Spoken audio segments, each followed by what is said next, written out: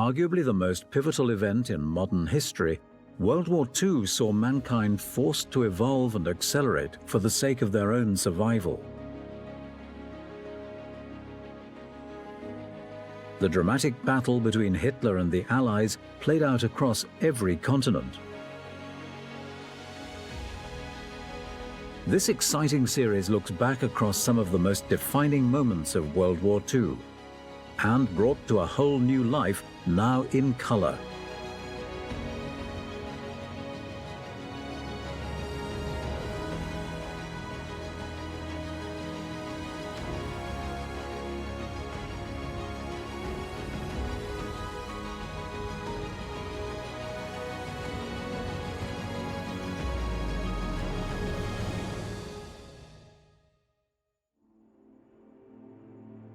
Hitler had very far-reaching goals and war aims in the Second World War. Certainly, Hitler had extensive goals, certainly to rule Europe, including Soviet territory. Hitler was determined to gain at least Europe. The war on the Western Front, the war on the Eastern Front, the attack on the USSR, a kind of continental supremacy for the Third Reich, was perhaps, we could argue, the most conservative of his plans. And yet, if we think about all the rhetoric about the Thousand-Year Reich, and we think about the very grandiose architectural plans that he put in place too, then we might see that his sights were even further. So it can be argued too that he wanted nothing short of world domination. What Hitler wants is territory. There are countries, areas that he thinks belong to him, like Poland, Czechoslovakia. He also thinks that communism is going to take over the world, and he thinks that is a huge evil, and he thinks that ultimately Germany and the fascist states, including Italy, have got to fight communism. They've got to stop that happening. So in order to do that, he will eventually need to invade the Soviet Union. That's a big job. Thirdly, he also genuinely believes that the Jews are a menace to global peace. He thinks that the Jews are behind communism, and he thinks they're behind what he calls the kind of evils of international finance in Wall Street and London. So he's fighting the war to gain territory, which he calls living space, Lebensraum. He's fighting the war to fight communism. He's fighting the war to fight Jews.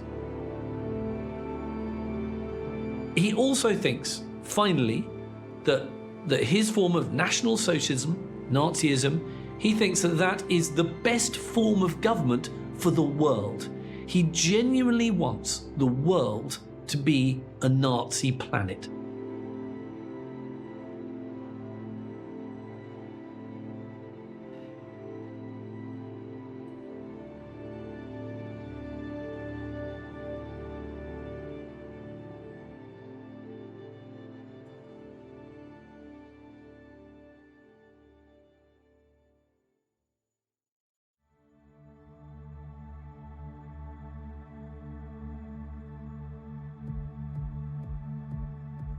Between August 24th and September the 5th, 35 significant attacks were launched. They cost the Germans 562 planes, while the British lost only 219 planes and saved 132 pilots. Invasion plans were going completely haywire. The Nazis were blind with rage. The German mind has never understood why free people fight against overwhelming odds. Hitler now knew he was superior in every weapon except the weapon of spirit. So he told Goering, break that spirit, crush the people, crush the spirit of democratic life itself. Invasion now would have to wait. The Nazis would avoid the RAF and smash the great city of London into the rubble heap they'd made of Warsaw and Rotterdam. Could London take it? Even the people themselves didn't know the answer. The defences they trusted were London's hastily assembled anti-aircraft, AK guns, the balloon barrage that kept the raiders at high altitudes, the Royal Air Force now down to its last reserves, and the plain, downright guts of the people. They sent more children out of the city.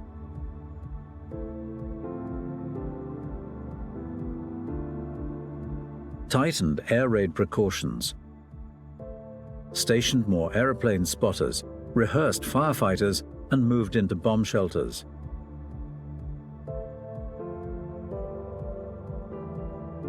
They blacked out their town and carried on.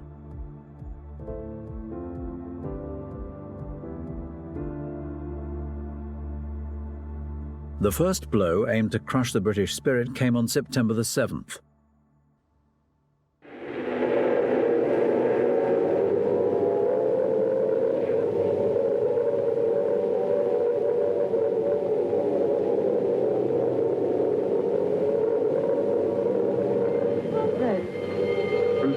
Planes coming in.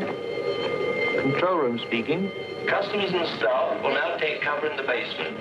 Please do not run, but keep moving. Down the stairs, or you can use the escalator.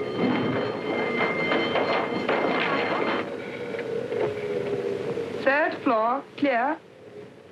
Second floor clear. First floor, clear.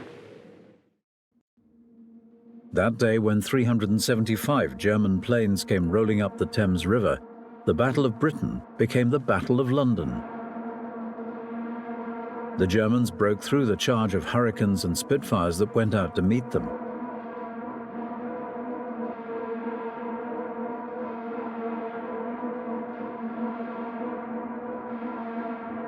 Gone was any pretense of aiming at military objectives. This was just savage destruction.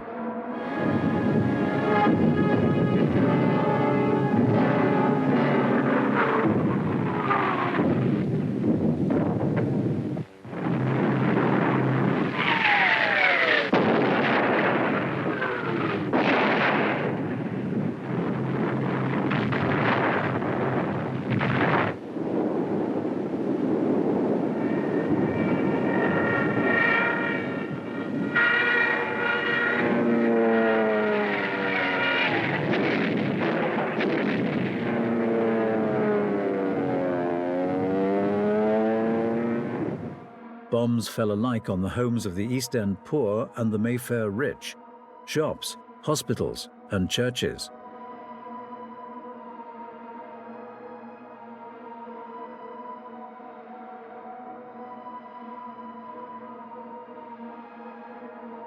For 28 days, the Nazis were to drop everything in the book on the City of London.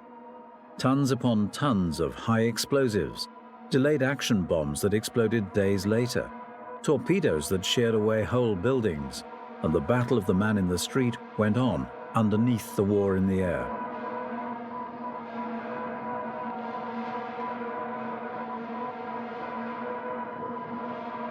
He learned to exist with very little food. He forgot what it meant to have a night's sleep, spending most of his time underground in the damp, dark, and cold. Hello, Mrs. Fox. You're here early tonight. Well, I'm on the safe side, aren't I? I think that'll be all right now. Yes, that's grand. Anyway, I'll be back in a few minutes if you want. Now, how are we going to get you up there? Get a young man to lift you up. Barney? Hello. Tell this young lady and lift up. Righto, I'm coming.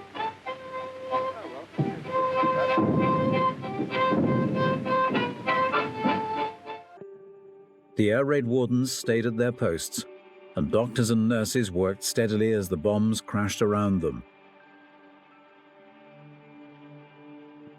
Rescue squads labored night and day.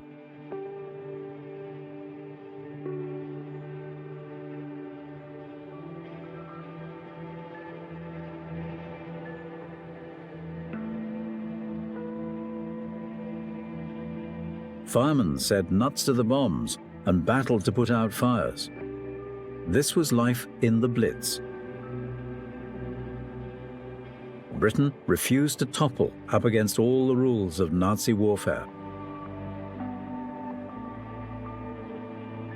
Across the Channel, the enraged Goering took personal command of the operations.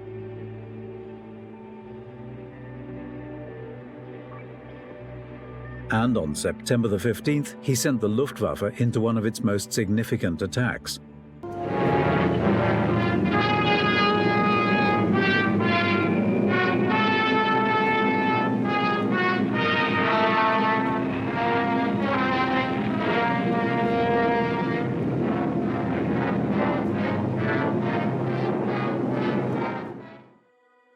"500 German bombers and Messerschmitt fighters roared over the English coast.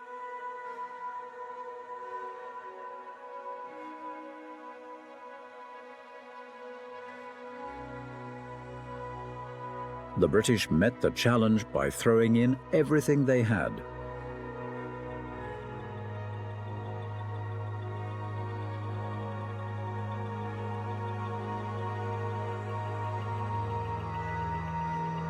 A historic three-dimensional battle occurred inside an area 60 miles long, 38 broad, and 5 to 6 miles high.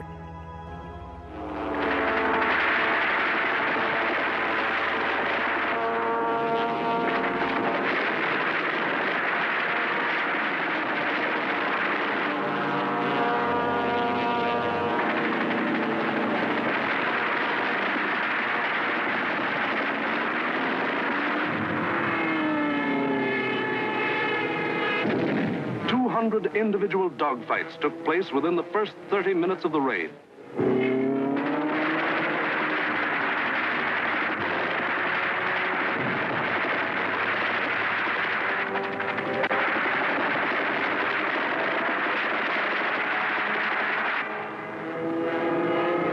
Right on our own doorstep.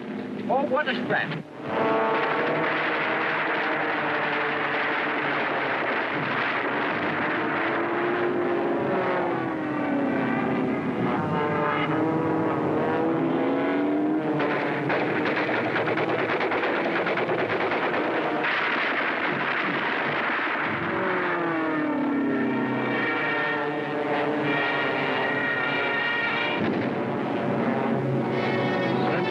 London 1. Thank you, Center. We'll keep a lookout for them. Hostile formation to the south. Some of the German bombers broke through London's defenses.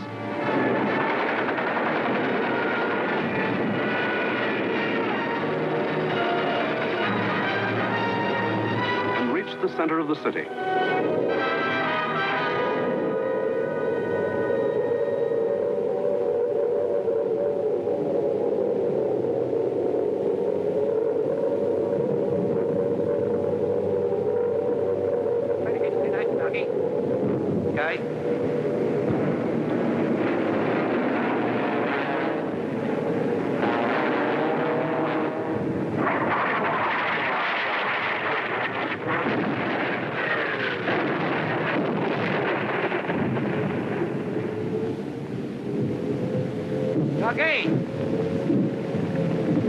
Doggy, where are you?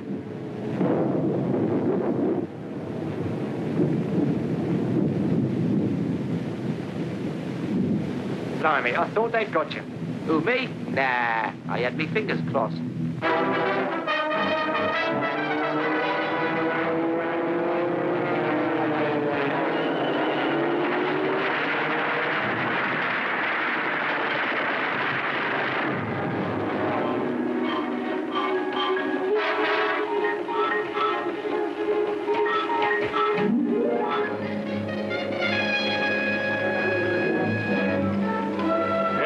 Communique. The biggest bag yet. 185 enemy aircraft shot down. End of message. Over 1/3 of the 500 German planes that came over that day were shot down. In the 28 days of terror from September the 7th to October the 5th, the Nazis dropped 50 million pounds of bombs on the city, killed 7,000 helpless civilians, and wounded 10,000 more. Bombs fell on Buckingham Palace, Westminster Abbey, the Houses of Parliament, Fleet Street, the centre of the news, St. Paul's Cathedral,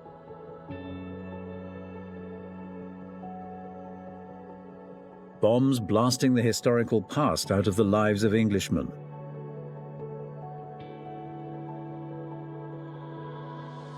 But in these 28 days, the Nazis lost 900 planes and their crews. The more they sent over, the more were shot down. The British Spitfire had proved to be one of the deadliest weapons ever put in the hands of men. If this kept up, pretty soon there would be no more Luftwaffe. The frantic Nazis had to pull a new one, and they did. On October the 6th, they changed to night attacks. Maybe that way they could avoid those deadly Spitfires and Hurricanes. Perhaps that way they could crush the stubborn British spirit. Never mind control of the air, never mind Phase 1, Phase 2, Phase 3. Now concentrate on bombing the people themselves into submission and make them cry for mercy.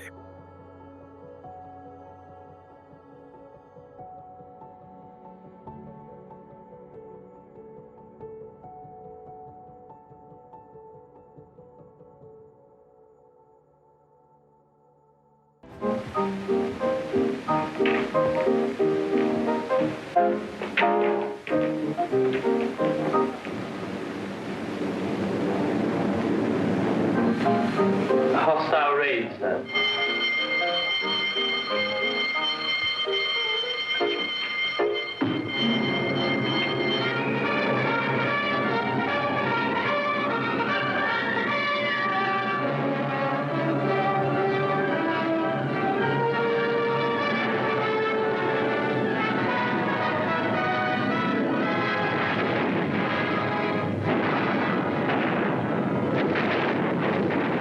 Hello, Jack. Sound happy enough down there tonight, don't they?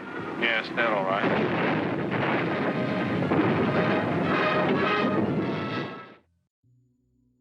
The great docks of London were left roaring infernos. Incendiaries destroyed homes. Business blocks were aflame. And still the people of London took it. Night after night they burrowed underground, and morning after morning they dug themselves out of the wreckage.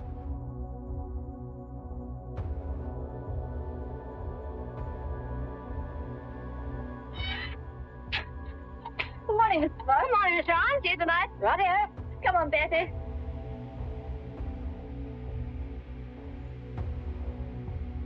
Would you like to sit down? Thanks. Morning, Miss Ryan. Sleep well? Fine, thanks. Wasn't it a quiet night? What about the one that came down about 2? I didn't hear it. Did you? No. Oh, we're getting used to them around here.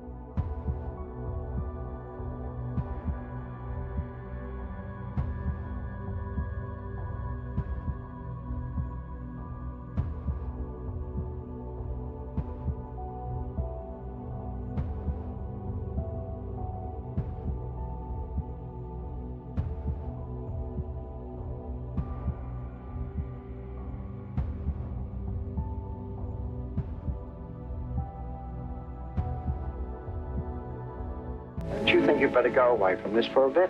Of course not. It'd take more than this to get me out of my home. Now go on, you've got to get to work. Okay. The Battle of London was the battle of the people of the city. Despite bombs and fire and death, they got to their desks and workbenches to spend another 10 or 12 hours working. The British spirit was more vital than ever, and the RAF flew higher, not only higher, but farther. SIO, operation for the night. GP 1562, EP 781, 10 aircraft. You'll find, I think, a decent photograph of the submarine yards there. There's a very good one taken the other night, Monty. Was there? A bit further along. That's it. Those are the submarine yards. There. Yes. Well, chaps, this is your target for tonight. It's the submarine and shipbuilding yards at Bremen. It's a vitally important target, and it's got to be hit hard. Amidst this life and death struggle, the British found strength not only to defend but to counterattack with what few bombers they could get together.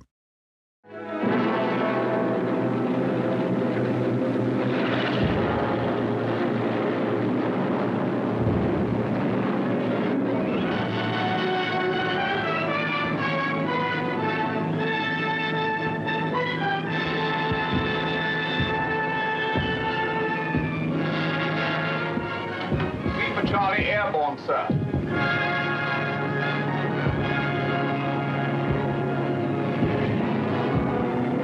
Hello, rear gunner. Can you hear me? I'm okay, Skipper. Hello, operator. Everything okay? Well, it seems to be all here, sir.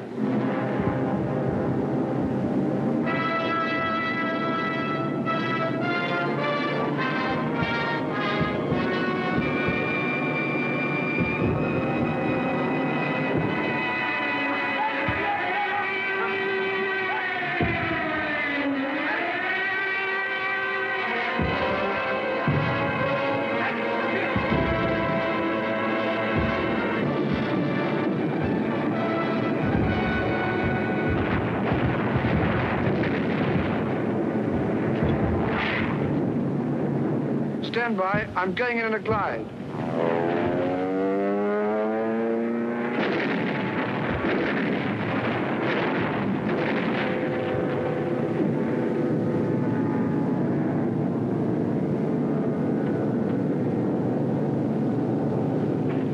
Steady!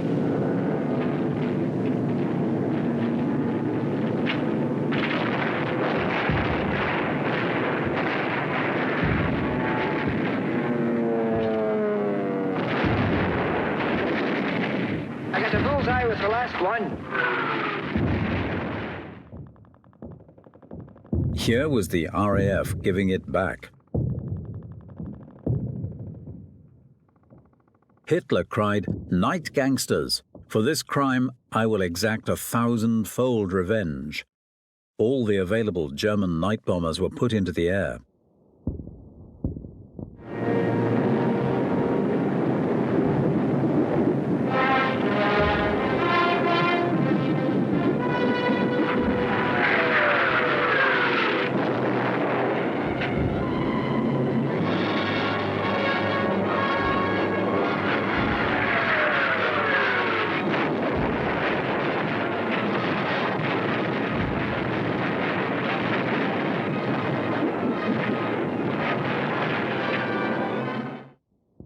The 1,000-fold revenge was Coventry. On November 14th, £1 million of bombs were dropped on the city.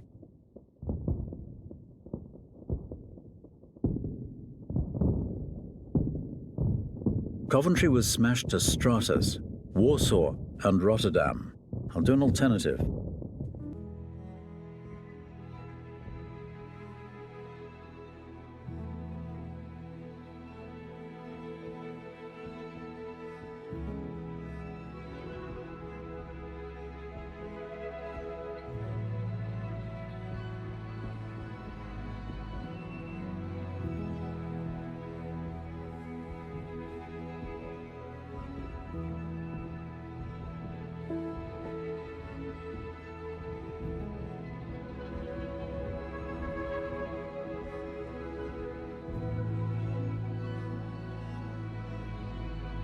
The people of Coventry dug their loved ones out of the blasted ruins and saw them in a common grave to their last resting place.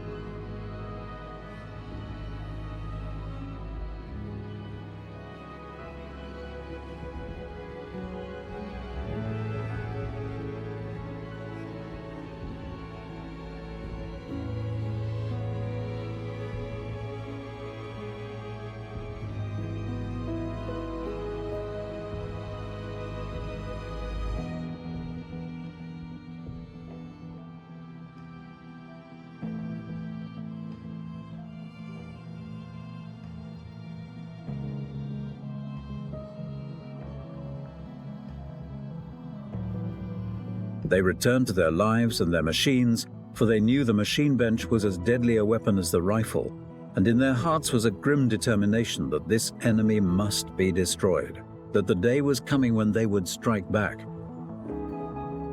and how they would strike back.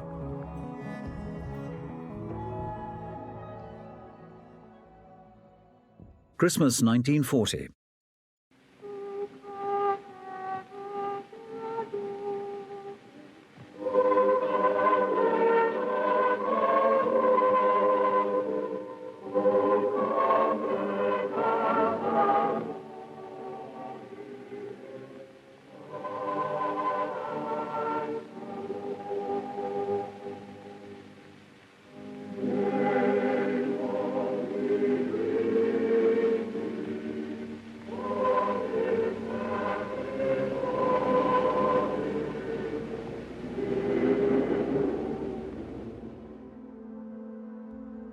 Christmas, the season of peace on earth and goodwill toward men, was the ironic quiet before Hitler's great burst of rage against a people who could not be licked.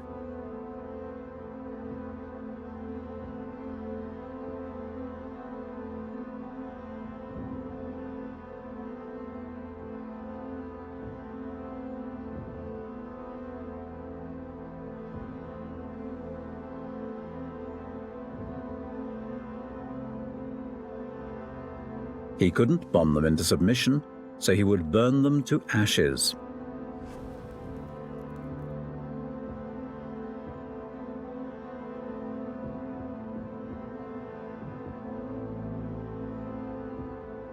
Millions of firebombs rained down on the great city of London.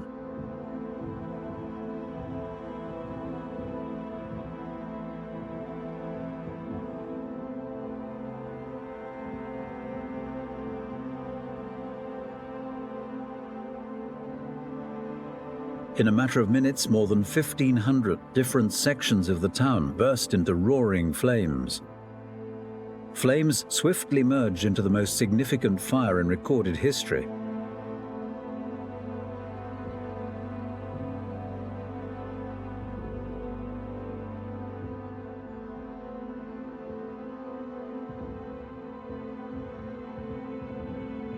Amid all the fire and destruction, vital water mains were shattered. Water pressure was almost entirely cut off. Heroes of the night were the men of the London Fire Brigade, who stretched temporary hose lines out to the centre of the Thames River, struggling through mud and slime, for the Nazis had carefully picked the night on which the Thames River had one of the lowest ebb tides on record.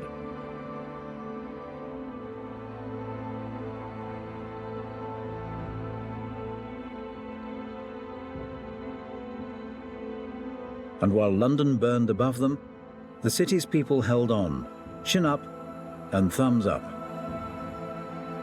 They knew this was the people's war, and they were the people.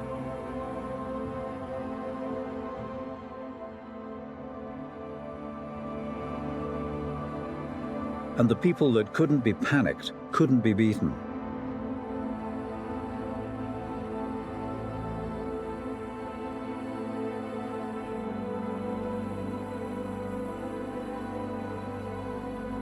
In the months to come, the British would have suffered many such bombings and burnings. But a nation that calls on cold courage when hot courage runs thin may die, but it can't be defeated.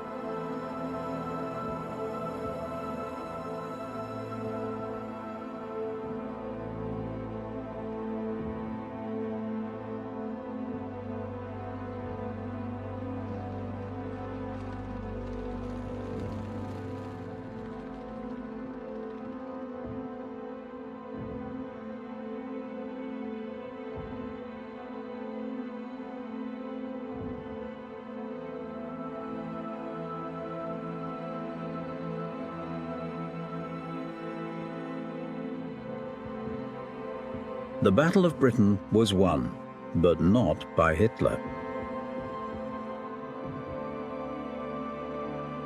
Hitler had lost the battle. He had lost 2,375 German planes and their crews. For the first time, it was the Germans who ate the bitter dirt of defeat. Gone was the legend of their invincibility. For a solid year, the Nazis struck Britain with all their might. They leveled thousands upon thousands of homes and damaged millions of others. They killed more than 40,000 men, women, and children, and seriously wounded 50,000 more. But not one single Nazi soldier set foot on British soil.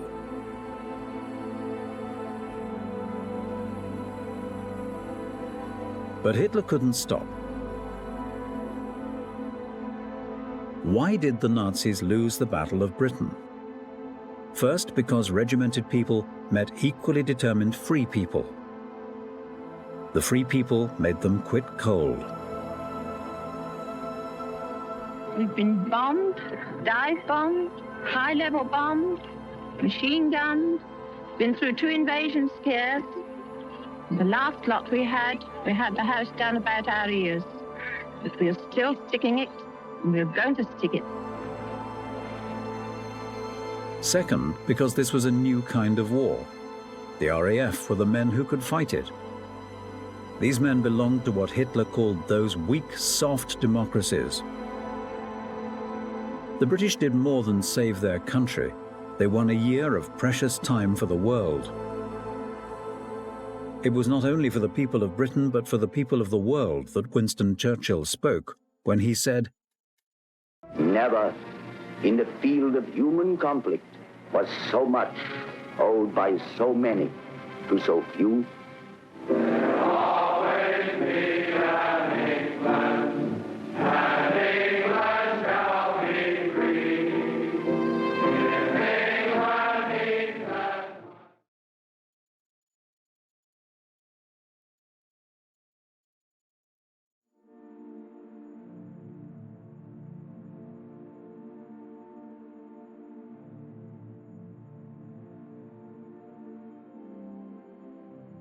After that, Hitler was increasingly ill, but he did not relax or lose control, and he continued to exercise an almost hypnotic power over his close subordinates, none of whom wielded any independent authority.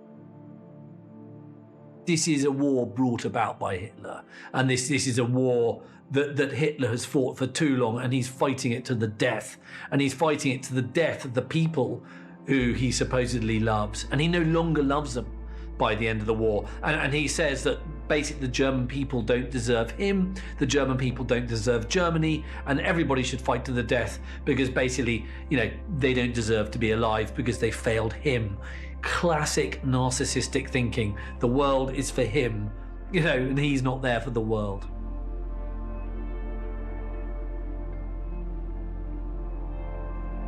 On June 6, 1944, an invasion force left Britain's south coast, heading for Normandy's beaches. It would go down in history as D-Day, and despite Adolf Hitler being well aware that such an attack was imminent, it still came as a complete surprise, giving the Allies an advantage.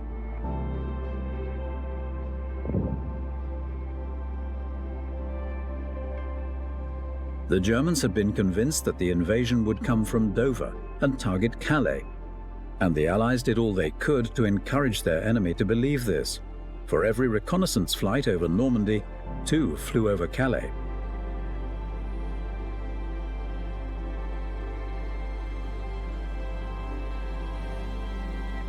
The Allies landed on the planned invasion beaches and were met with a fight for the land. Nevertheless, by the end of D-Day, the mission which had been so crucial to the Allies winning the war had been successful.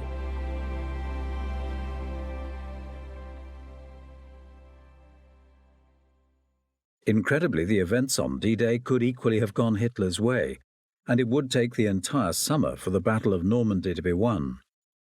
The Allies suffered casualties of over 220,000.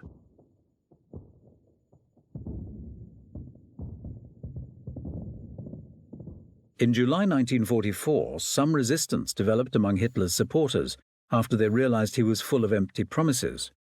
An attempt is made on Hitler's life as a bomb is planted inside a briefcase under the desk in one of his meetings. There were lots of plots to kill Hitler. And of course, today we wish at least just one of them had actually worked. This was codenamed Operation Valkyrie. So on the 20th of July 1944, Count von Stauffenberg made a serious attempt on the Führer's life by bringing a bomb into the briefing room where Hitler was, placing it under his desk and hoping the intention of Operation Valkyrie was that it would kill Hitler. They don't want to get rid of Hitler because he's evil. That may be part of it. They want to get rid of Hitler because they think he's fighting the war badly, and they just are fed up with him. And indeed, Hitler is fighting the war badly because he's a terrible, terrible strategist. Bomb goes off, and the whole building basically destroyed. There's no way anybody can survive. But miracle upon miracle, Hitler survives because this oak table is so heavy, so over-engineered, that actually it absorbs so much of the blast that Hitler gets away with, I think, a perforated eardrum, some torn trousers, and a bit of shock. This is a really, really devastating blow for any resistance in the Third Reich. It comes just a month and a bit after D-Day. And of course, as the Allied forces, both Russian, American, British, Canadian, French, punch their way into the heart of the Third Reich, the resistance never quite manages to take advantage of that. Hitler survives with minor injuries and becomes increasingly paranoid, leading to a purge of the army to rid it of all possible suspects. The Allies themselves viewed their victory as a foregone conclusion. As the Germans retreated to their homeland towards the end of 1944, the partners decided to make a push for Berlin.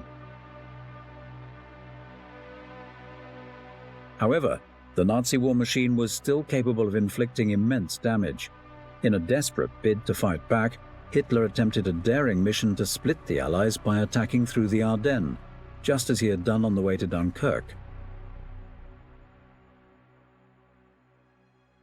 Beginning on December 16th, the Germans attempted to defeat the Americans in what became known as the Battle of the Bulge. However, the Germans were unable to capitalize on their advantage. By early January 1945, Hitler withdrew his soldiers from the Ardennes, and the Battle of the Bulge was recorded as an Allied victory.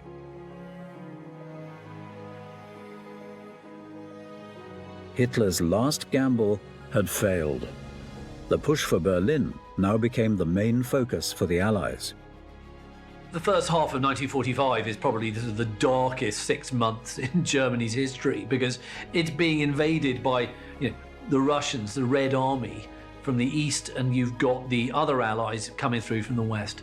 And it's the Russians who reach Berlin first. And when they reach Berlin, it's a city in rubble, it's a city in flames, it's a city in chaos, it's a city in which squads of marauding loyal Nazis are going around hanging people who are not taking part in the resistance to the city. It's a city in which you then got some Nazis committing suicide.